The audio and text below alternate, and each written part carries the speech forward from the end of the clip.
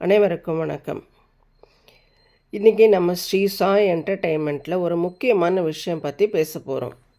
மாசி மகம் அப்படின்னு சொன்னாலே நம்ம எல்லோருக்கும் ஞாபகம் வர்றது அந்த கடலாடுகிற திருவிழா தான். ஆனால் எதுக்காக அந்த நாளில் எல்லோரும் கூட்டமாக போய் கடல்லையோ இல்லை ஆற்றுலையோ குளிக்கிறாங்க?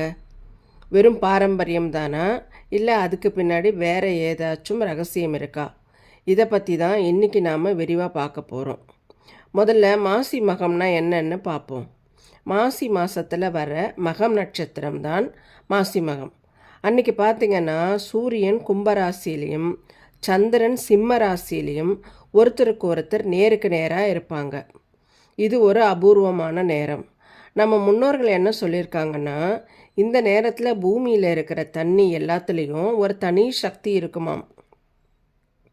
அந்த நேரத்தில் குளித்தா நம்ம உடம்புக்கும் மனசுக்கும் அவ்வளவு நல்லதுன்னு அறிவியல் ரீதியாகவும் சொல்லப்படுது. இதை பற்றி சூப்பரான கதை ஒன்று இருக்குது. முன்னொரு காலத்தில் உலகம் அழியிறப்ப பிரம்மா கிட்ட சிவன் ஒரு அமிர்த கலசத்தை கொடுத்தாராம். அந்த கலசம் வந்து சேர்ந்தது நம்ம கும்பகோணம் தான். அதுவும் ஒரு மாசி மகம் அன்னைக்கு தான். அதே மாதிரி நம்ம புண்ணிய நதிகளான கங்கை, யமுனை, சரஸ்வதி இவங்களுக்கெல்லாம் ஒரு கவலை வந்துச்சோம். எல்லோரும் வந்து எங்ககிட்ட குளித்து அவங்களுடைய பாவத்தை போக்கிக்கிறாங்க, ஆனால் அந்த பாவம் எங்களை வந்து சேருதே, நாங்கள் என்ன பண்ணுறது அப்படின்னு சிவன்கிட்ட கேட்டாங்களாம். சிவன் அதுக்கு என்ன சொன்னார்? நீங்கள் எல்லோரும் மாசி மகம் அன்னைக்கு ஒன்றா சேர்ந்து மாசி மக குளத்துலேயோ இல்லை கடல்லையோ போய் குளிங்க, உங்கள் பாவம் எல்லாம் போயிடும்னு சொன்னாராம். அதனால தான் அன்றைக்கி ஒரு நாள் நாம் அந்த ஆற்றுலையோ குளத்துலையோ குளித்தா எல்லா புண்ணிய நதியிலையும் குளித்த பலன் நமக்கு கிடைக்குது.